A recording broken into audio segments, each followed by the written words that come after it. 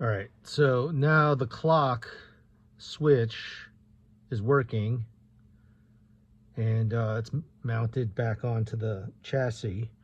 And I got out this transformer, and this is the reason right here why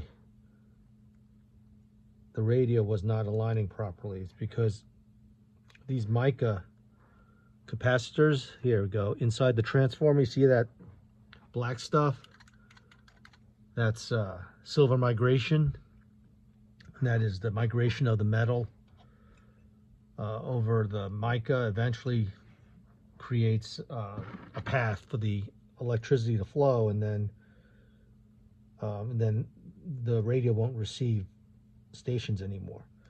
But as it's doing that, you know, even before you develop silver migration issues, the radio will stop receiving clearly and loudly because there's already degradation. So these transformers have to be rebuilt. So that's what I'm doing right now. And this, I'm just going to have to deal with that. I'm going to throw it out and then put in capacitors in here.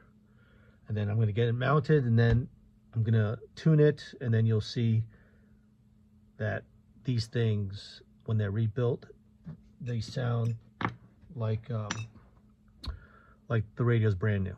You'll hear.